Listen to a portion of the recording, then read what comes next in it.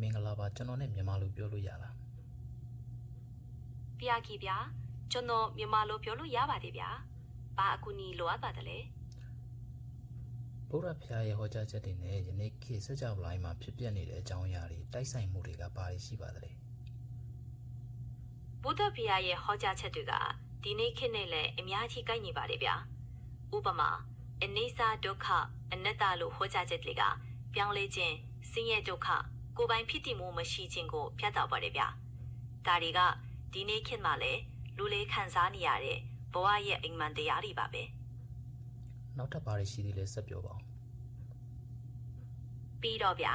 ဗုဒ္ဓဘုရားကလောဘဒေါသမောဟလို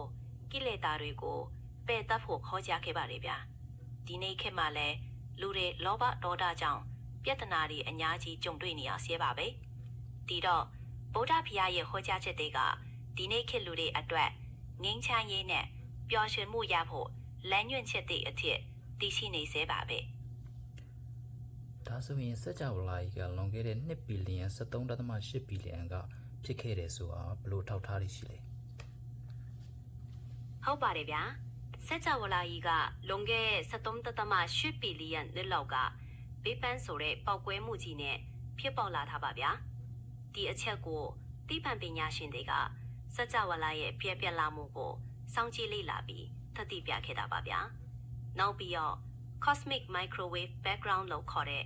စက်ကြဝဠာရဲ့ကြန့်ရှိနေတဲ့ရောင်ခြည်ဖြာထွက်မှုကိုတိုင်းတာပြီးတော့လေဒီအချက်ကိုထောက်ခံပါတယ်ဗျာဒီအရာတွေက Big Bang ဖြစ်စဉ်ကိုသက်တည်ပြနေတာပါဗျာ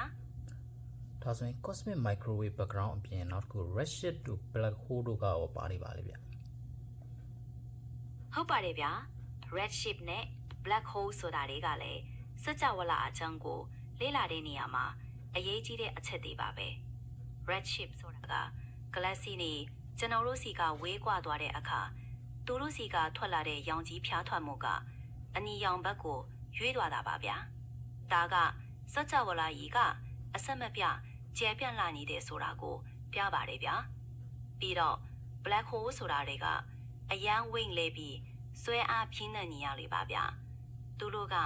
အနီးနားကအရာဝတ္ထုတွေကိုသူ့တဲ့ကိုဆွဲသွင်းနိုင်ပါတယ်ဗျာဒီအရာတွေကစကြဝဠာရဲ့အလုံးလုံးပုံကိုနားလဲဖို့အရေးပါပါတယ်ဗျာ ဒါဆိုရင်စကြဝဠာရဲ့တိစောက်ပုံကဘယ်လိုရှိလဲ စကြဝဠာကြီးဟာအလွန်ကျယ်ပြန့်ပြီး galaxy တွေနဲ့ကျယ်ပေါင်းများစွာနဲ့ဖွဲ့စည်းထားပါတယ်။သိပ္ပံပညာရှင်တွေကစကြဝဠာရဲ့ဖွဲ့စည်းပုံကိုလေ့လာဖို့အတွက်အဝေးကြီးမှန်ပြောင်ကြီးတွေနဲ့အာကာသစရင်းတွေကိုအသုံးပြုကြပါတယ်။သူတို့ရဲ့လေ့လာတွေ့ရှိချက်တွေအရစကြဝဠာကြီးဟာအမန်ဓာတ်ထုနဲ့အမန်စွမ်းအင်တွေနဲ့ပြည့်နှက်နေပြီးအဲ့ဒီအရာတွေကစကြဝဠာရဲ့ဖွဲ့စည်းပုံနဲ့ရွေးလာမှုကိုဦးစားလွှမ်းမိုးနေပါတယ်။ ဒါဆိုရင်အမောင်စွမ်းရင်နဲ့အမောင် drug ကဘယ်လောက်ရာခိုင်နှုန်းစီလောက်ပါဝင်နေလဲ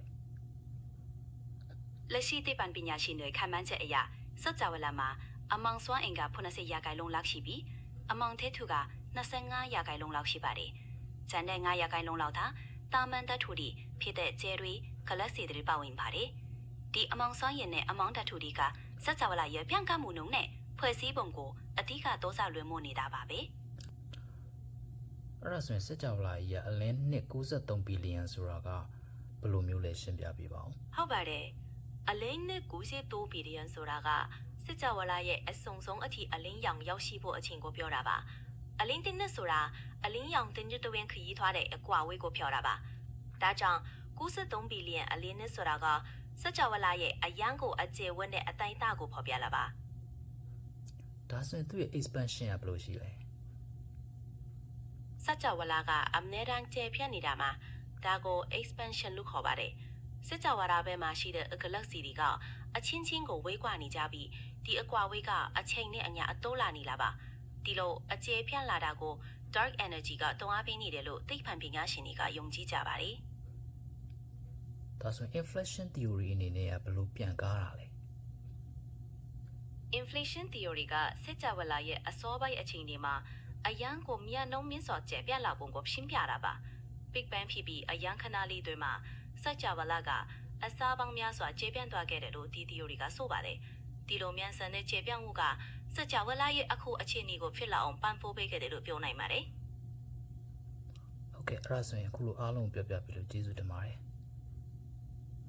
မေးမြန်းလို့ရပါတယ်။နှုတ်ချက်အသိချင်းတာတွေရှိရင်လည်းအချိန်မပြေးမေးမြန်းနိုင်ပါတယ်။